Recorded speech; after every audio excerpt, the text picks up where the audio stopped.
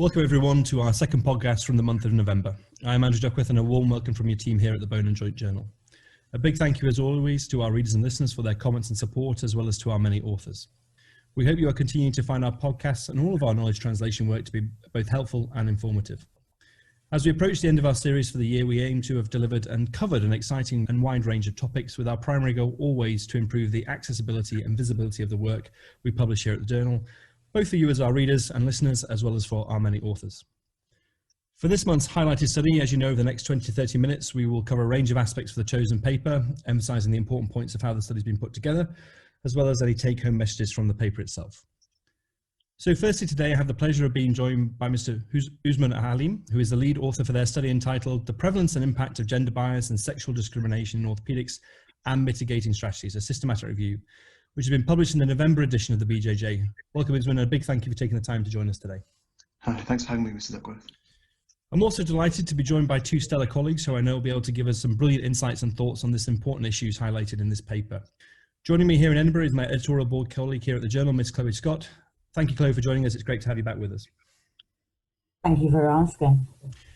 Chloe, Usman and I are absolutely thrilled to be joined by our final guest all the way from Boston, the US, Dr. Antonia Chen, who is the Director of Research for Arthoplasty Service at the Brigham and Women's Hospital in Boston, and an Associate Professor of Orthopaedic Surgery at Harvard Medical School. Antonia, it's such a pleasure to have you with us today. Thanks for joining us. I'm glad to be here. I just don't have the coolest accent in the group. So, Usman, before we move on to your paper, just a more sad note. I know yourself and us here at the Journal would like to pay tribute to your co-author on this paper, Dr. El Bayouk, who's a junior colleague of yours, who tragically lost his life in a car accident in October of this year. It's very sad news to hear, Usman, and our condolences to your team, his colleagues and family. Yeah, thank you very much, Mr. Duckworth. He was a fantastic colleague and a real motivator for us getting this paper started and done, and a real driving force behind it. And I think it was really, this paper is a testament to, you know, what a nice person he was, but also how dedicated he was to widening participation. And he was just a real advocate of fairness in all aspects of his life. So I think myself and all our co-authors really want to pay tribute to him and just express the fact that we've been very affected by his sad loss. And this is a tribute to him. Absolutely, absolutely. That's very nice words. So, Usman, if we move on to your paper, the aim of the work was to identify the prevalence and impact of gender bias and sexual discrimination in orthopaedic surgery, and to investigate any interventions that can counter such behaviours. So, Usman, if you just give us a brief introduction to the paper and really focus on why you chose to look at this really important topic. Yeah, absolutely. Well, gender bias and sexual discrimination is something that I personally have seen quite a bit growing up, and it's something that never really sat very well with me at all, and rightly so, of course. And I was really shocked when I became a foundation year one doctor, and I started to see it in the workplace, which I never thought I would, if I'm honest. Maybe I was perhaps a bit naive. Quite a few examples of this, but the most common ones really were when I'd be asked about my career ambitions. I'd say, oh, I wanted to do surgery, and I get a pat on the back and lots of encouragement. And at the same time, when my female colleagues were asked the same thing, people would say, well, have you thought about doing something like general practice, because it's family friendly and flexible? And perhaps it's a subtle thing, but it never really sat well with me, and I just thought it was unfair. So that's really what got my mind thinking about it quite a few years ago now. And as I went through my surgical training, myself and Dr. El Bayouk, we both noticed that in orthopaedic departments, there wasn't a great representation of females amongst the consultant bodies. And we were a bit puzzled as to why, and we wondered whether there was just an inherent problem within our specialty. So we wrote this paper with the goal of trying to answer that question. Is there a problem in our specialty of gender bias and sexual discrimination? And if there is, are there any strategies that have been tested to try and tackle it? That's very interesting as well. So, and that sort of lends me to before we move on to the paper, to maybe come to Chloe first. You know, before we go into the paper in more detail, can you give us a brief background, Chloe? I know you know the numbers well, but in terms of the numbers with regards to gender diversity in surgical specialties, but in particular in orthopaedics for us in the UK? Of course, Andrew. So NHS England actually publish this data nearly annually. And from the NHS England data from last year, we know that 17% of orthopaedic surgeons are women in England. Now, this percentage is obviously an average. If you break it down by grade, it's apparent that although 45% of orthopaedic foundation doctors are women, which is like interns would be in the United States, this then falls sequentially at every level to 19% at registrar or resident level, and only 6.7% at consultant level. And if you consider certain subspecialties like hip and knee surgery, like myself and Antonia do, it's even worse. It's only about 5% of hip and knee consultants are women. So in Scotland, where we work, the numbers are quite similar to England, and I know that 25% of trainees are now women. So whilst this does look like an improvement, and is discussed certainly in the paper as being a positive achievement, I think it also has to be mentioned that whilst the numbers of female trainees are increasing, there's a significant loss at each level. So we've got an apparent failure to retain women in orthopaedics. And also other surgical specialties that have similar kind of backgrounds to orthopaedics, similar issues of work-life balance, similar hours, similar training, have made much more progress in terms of evening things up. And certainly across all surgical specialties in the UK, 15% of consultants and a third of trainees are women. So it appears that other specialties like general surgery are much closer to achieving gender parity than we are. So in these terms, we still have got a long way to go in orthopaedics in the UK. They are quite stark numbers, Chloe, aren't they, in terms of not only the losses as the progression through training goes on, but also in terms of relative to the other surgical specialties. So it's not necessarily, well, it is a surgical problem, but it is particularly a problem in our specialty itself. Antonia, if I can come to you, how does that sort of compare in the US? So this is really sad to hear because you guys are way better than we are. So when it comes to the consultants, our percentage is 6.9%. At our last one, so attending level for us. For the registrars, it's about 14%.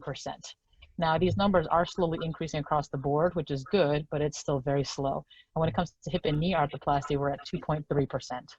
So these are tiny, tiny percentages. And what's hard is that our numbers are high in the United States when it comes to orthopedic surgeons, but our percentages are very low. Now, what's encouraging to Chloe's point too is that the number of registrars are increasing. So there is a pipeline now, because in order to have a higher number as we go further down the road in terms of attendings, you have to have a pipeline to start. That said, at each level, there is attrition.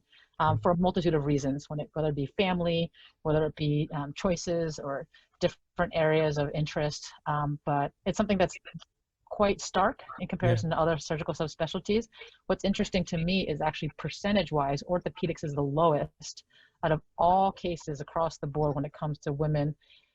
Neurosurgery has less numbers, but orthopedics has a lower percentage of women in both the registrars and attending level. Yeah, that's really interesting. Like you say, it's that contrast with the other surgical specialties, which is quite profound, really, isn't it? And it's not almost have to be, say, what maybe not expected, but hoped it wouldn't be the case, but it certainly is. And like you say, it's fairly similar across the water.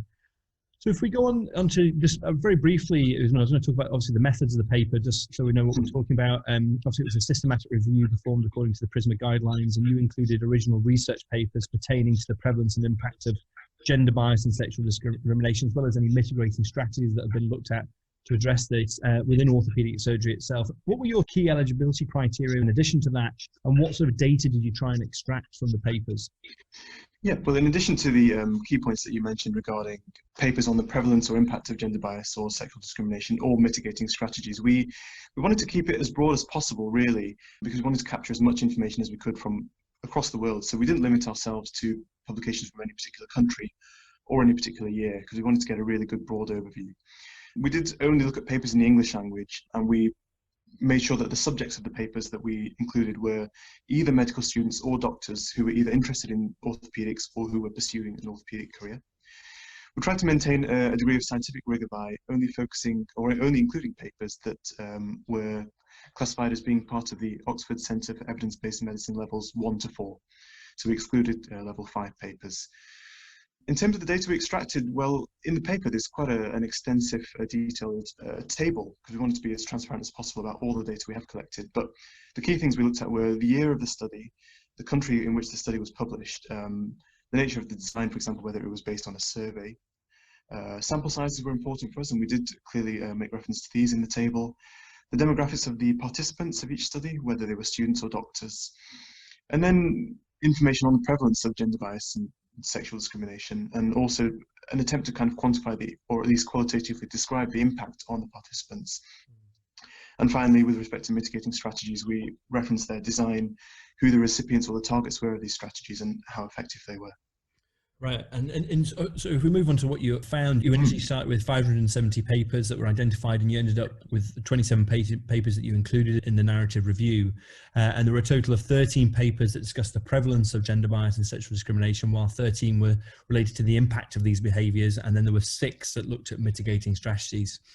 So if you could briefly summarise your findings, there's a load of great data in the paper itself in terms of the results, but you looked at a variety of categories, and they were sort of prevalence of gender bias and sexual discrimination in the workplace and online as well, and also in job applications, and then the gender distribution of the perpetrators of gender bias and sexual discrimination, and then the overall impact on workforce, and job offers and salaries in academia. I know it's quite a lot of information, but just summarise what you found with regards to those. Overall, in the majority of cases, the papers that we found showed that gender bias and sexual discrimination are common in orthopaedics, whether in the UK or the USA. And it must be said at this point, I think, that the vast majority of the papers came from the USA, with a smaller number from the UK and Canada, even less so. But in pretty much all the studies, we found that females were more likely to receive bad treatment in the sense of harassment or bullying or discrimination or bias. And that's really a finding we found across the board, certainly in the workplace, for example. In respect to job applications, there is some slightly conflicting data, but it's all from the USA. But generally speaking, the findings that we found were that in face-to-face interviews in the USA, residency interviews, females were significantly more likely to be asked gendered questions, for example, relating to marital status or plans for having children, which I think is really unacceptable.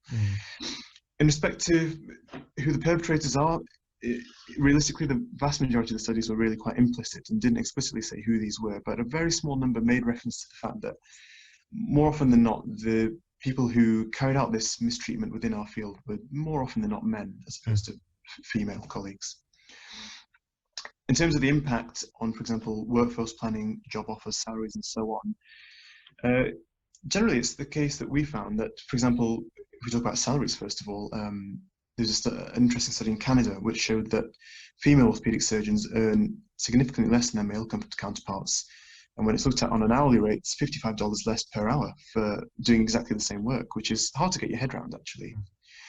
There was a very small study done in the USA, and there aren't many like it, looking at the chances of females getting jobs as a consultant or attending in comparison to their male colleagues.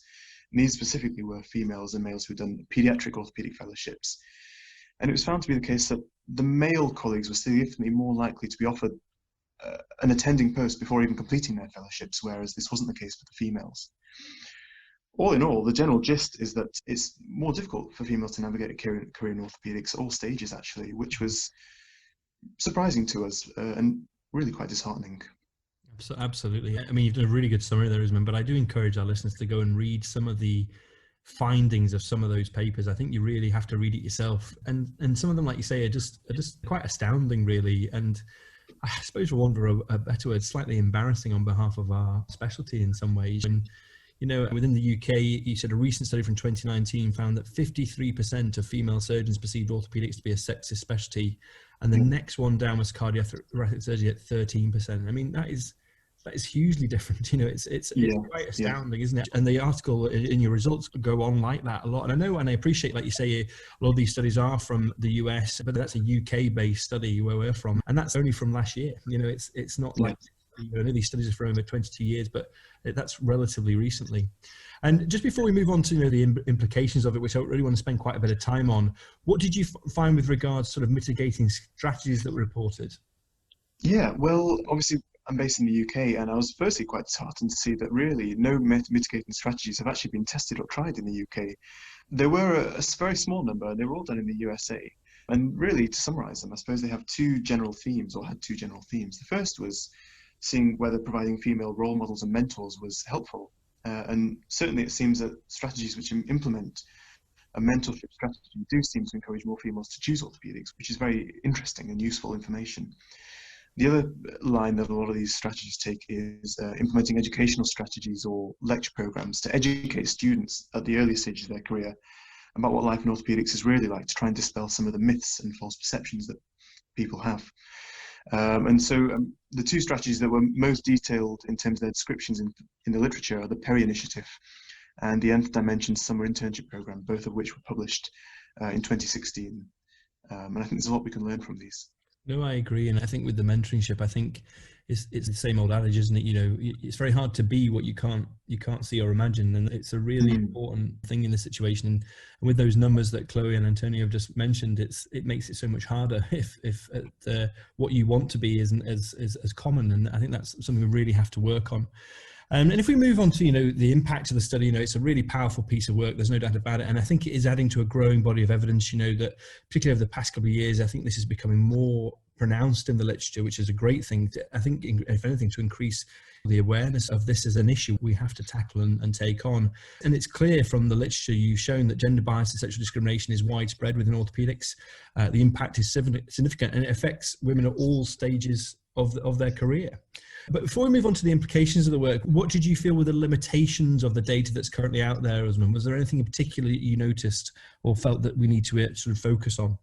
Yeah, I think certainly there are a few small points. The first of which is certainly that the vast majority of the data came from the USA. 22 of the 27 papers were published from the United States of America, with smaller amounts from the UK and Canada.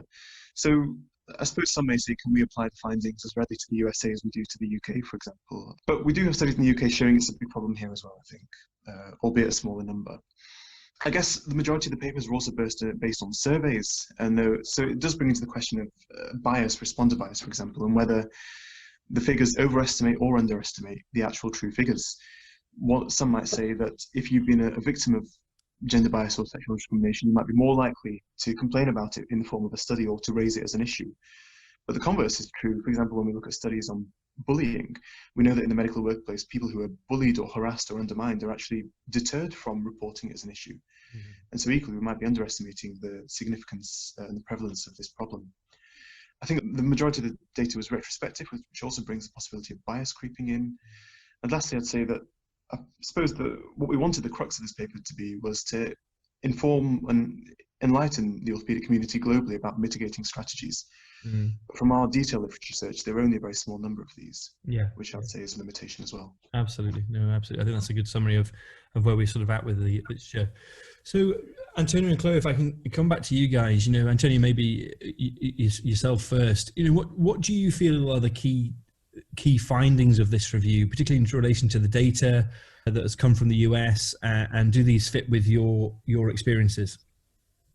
So I'll start because I'm from the US, and I will say that it's very interesting that first of all, this publication is something that I think we needed to put out there. And I think the key factor is there's been all these little publications around and no one's actually compiled them together. And it's pretty stark when you actually put them all together to understand that this is not just a problem in one center or one geographical region or one like an academic center versus a community center. This happens everywhere. And I think we brought this to light for the American Association of Hip and Knee Surgeons. We put together a video.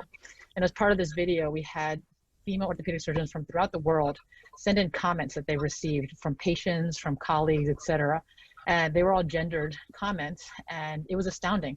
I mean, we couldn't publish half the stuff that came out there just because it would be almost actually over the top. And I think as a woman, and I think Chloe can understand this as well too, it didn't really surprise me. I've definitely received these comments. I've seen others receive these comments. It's something that I think we just brush off in general. So bringing this to the forefront right now is actually pretty incredible. It's something that I just grew up with and just accepted it because, as you said, orthopedics is just kind of seen as like the male specialty. I love it as a field, and my colleagues have actually all been great. So I've been really thankful to have really good colleagues.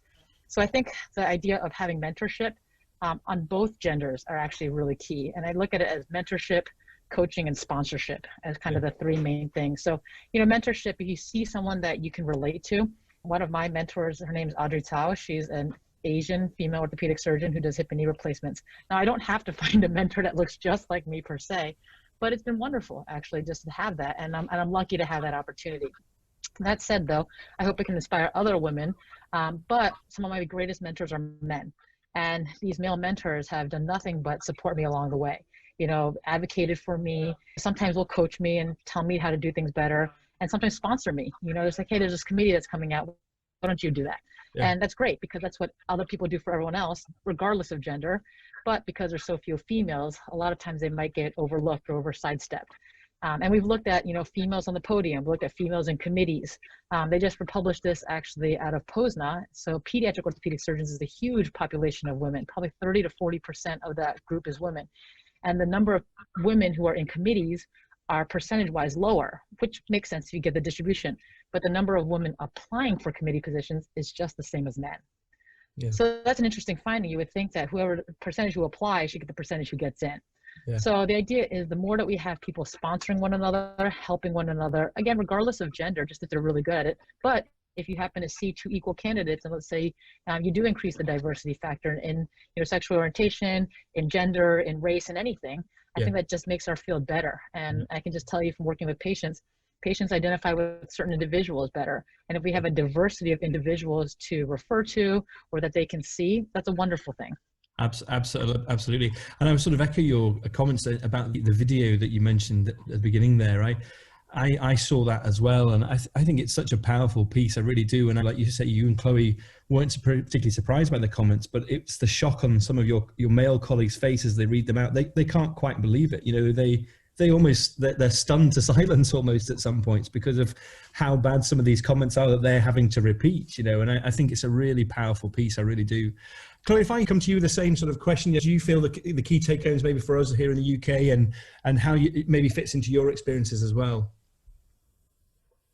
So I can echo what Antonia says, really, that, I mean, this is a massively important, I think, paper, mainly because it gathers all those other bits of information together and presents it as one piece, and it helps us really to define the size of the problem within our specialty, which is significant. I think we can all agree from this. I think the biggest take-home message that I've taken is that, disappointingly, in every aspect where gender bias could be an issue, this review has shown that it is, and that the research base confirms that it is, and that women are the victims of it.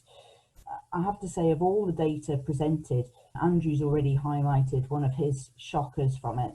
One of the shocking statements that I took from the paper was from one of the UK studies, which was from 2009, so it was one of the older studies included in the review, but it's still only 11 years ago, where apparently 13% of practicing orthopaedic surgeons didn't think that women were capable of being orthopaedic surgeons. And that really is absolutely terrifying. And I think it's only by kind of owning this as an issue in orthopaedics that we can successfully implement mitigating strategies to try and correct it. In terms of where the papers come from in this review, it's obvious that much of this work is being done in America, and it would be nice to see more UK-based studies.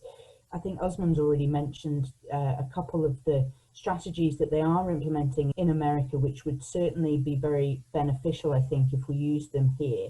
Are kind of the role model and mentorship programs like the Perry Initiative and the Ruth Jackson Organization, who've been demonstrated in some of the studies included in this review to really kind of draw in more young and enthusiastic female students into considering a career. And that's certainly what we need to do if we're going to address any of this imbalance.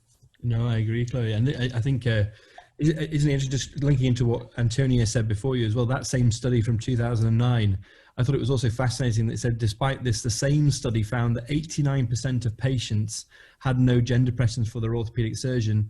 And of the 20 patients who did have a preference, 75 actively preferred a female surgeon because they found them to be more compassionate and empathetic and had much more previous positive experience with it, isn't it? I mean, it's just absolutely, it's fascinating. I think it really is really invaluable data.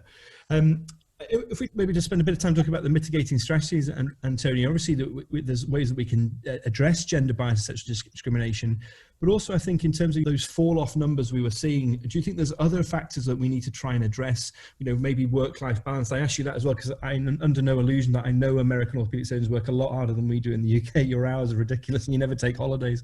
But I think I just wondered what your feeling is about that in the US. Well, the good news is if we take a holiday now, there's nothing to do. So why take a holiday? Might as well just keep working. So COVID has definitely changed that. There's no doubt about it. Conferences used to be my excuse to escape from work, but there's none of that now either. So as you can see, now I'm at work. It's interesting actually to see attrition of level of women by levels. So there's two different realms I would say here. The first realm would be academics, and the second realm would be non-academics, and both are equally valuable. So from an academic perspective, they look at the percentage of people who are full professors, associate, assistant professors, etc. And the attrition by females is much higher than men, and percentage-wise by the end, obviously, it's much higher than in men. So from an academic perspective, where you're promoted based on a few things, one, teaching, conferences, international presence, national presence, committee involvement, research, those take a lot of time. And to be perfectly honest, in most facilities, those aren't compensated. So if it's not compensated, either one, people are going to elect to not do it, which is potentially true across the board. But if they do it, they need to be given time to do it. So for mitigating risk factor strategies, I would say what I would recommend is either give them research time that's compensated for, if research is an area of expertise. If it's teaching, then make that a core competency of theirs. And again, compensate them for that time and make sure that they don't feel like they're torn between the two of them. The last one that you asked that was work-life balance, and that affects both academic and community surgeons equally. And traditionally, the role of parenting does fall on the woman, but that's not always true. If it and it depends on which woman. Let's say it's a same-sex couple, that's become one of the individuals is going to have to choose. And as an orthopedic surgeon, that's difficult, right? It's hard to take care of a family while being on call, and it's difficult to take care of family when your patient gets a dislocation and you have to come in and take care of them. So how can we mitigate that? So we've created something called an Arthoplasty call pool here. So for example, and we also have a trauma call pool, but we have an Arthoplasty call pool. So you don't have to be on call all the time, all right? So if someone is on call at that time frame, we do include our fellows to it. And this can be true for all subspecialties. So let's say I'm going to a child's, school play tonight, and my patient comes in and is dislocated. Well, instead of me doing it, and I'm not on call, I can call my colleague and say, hey, can you help me out? Do you mind doing that? Yeah. And so that's ways that you can actually distribute the work. And this is not just for males, or this is not just for females. This can be for males too. If the male wants to go to the school play, they don't have to take arthroplasty call that evening, for example. Yeah. And then it more evenly distributes across the board as opposed to focusing on gender as one thing.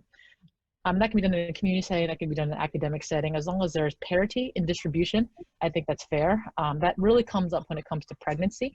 So that's where it becomes, you can't distribute to male and female, right? The female will be carrying the baby. And if the female is the one who's carrying the baby, or again, if it's a same-sex couple, it doesn't make a difference which it is, but the woman's carrying the baby and she happens to be an orthopedic surgeon, she's going to have some time to recover. So how do you mitigate for that? And I've seen a lot of women, what they do is they take as much call as physically possible before delivering the baby, which is why I think there's a lot of premature babies out there. So they really, torture themselves prior to doing so, but they want to make sure that they're not taking away time from their male colleagues. But males take off time for paternity leave and don't necessarily make up that call for the paternity leave. So how can you equally distribute it so that everyone across the board is getting a work-life balance? And I think that would be helpful for all individuals. Definitely. I think you're right, Antonio. And I think, like you said, like we've already highlighted in the data, there is obviously a higher percentage of trainees in other surgical specialties. There is way to do it. There is ways to balance it out and do it effectively and manage on call and all those things. And Chloe, if I just come to you, it's important, obviously, to expose people to I think our brilliant specialty in many ways, a medical school, and try and start it from there, isn't it? And try and that mentorship system, maybe even starting as early as that, for people who are interested and not losing those people to other specialties with time. Absolutely, Andrew. So as well as a lack of role models, a lack of exposure to orthopaedics and to surgery in general has certainly been implicated in our problem in attracting women into surgery and into orthopaedics in particular. And certainly getting students early seems to be key from the US data, as the Reach Jackson Organisation and the PERI initiatives have shown. But we also in orthopaedics suffer from this kind of hidden curriculum where students, and women in particular, as Osman mentioned earlier in this conversation, women are often told that orthopaedics is very physical. You have to basically be kind of a rugby or a football player. How will you cope going into a specialty that's so male dominated? And how will you cope with the hours and all of this? So there's a lot of bad press that doesn't necessarily come from within orthopaedics, but comes from other specialties to which medical students are exposed. So other clinicians' prejudices and bias often muddy the water for us before we've even met the students. And a worrying development, certainly in the UK, is that access to surgical specialties for medical students at a lot of UK universities is being reduced to make way and prioritise more exposure to kind of general medical specialties and general practice. And I fear that this will make improving our diversity even more difficult, as it may be that you will only rotate through orthopaedics, for example, if you've specifically asked for it.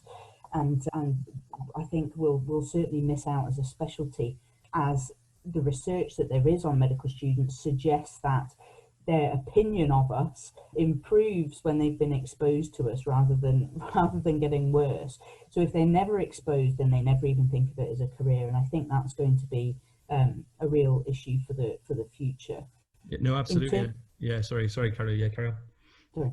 In terms of what Antonio said about work-life balance and kind of juggling careers and parental responsibilities, it's slightly different, obviously, in the UK because hours are more restricted and parental leave is slightly better provided by the state, I suppose, than it is in America. And certainly, if you look at the proportion of female orthopaedic surgeons internationally, it does tend to be highest in countries where they've got the most either childcare support or parental leave support, so that you can share it between partners, or so that you know it's built into your contract. There's no barriers to taking it other than a desire to take it. But certainly, you know, we have to make sure that flexible training is possible in orthopaedics. But again, these issues about work-life balance, they don't just affect orthopaedics, you know, they affect all acute hospital specialties, whether it's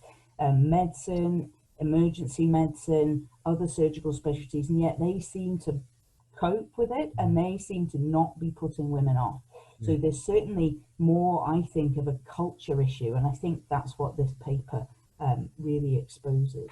And I know, as we've discussed before, work-life balance is not just a female issue either; it's a male issue as well. It's become more of a balance for everybody to do that, hasn't it? As time has gone on. So I think that's a really good point. So just to finish off, I'm just going to ask all three of you. I suppose, Usman, if I come back to you first, you've looked at these studies over the past 20. There was a 22-year period, I think they came from.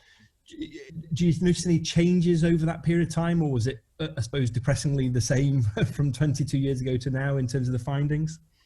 Yeah, well, we included studies from all years with the very idea that we might be able to draw some conclusions about changes over time. That was our goal.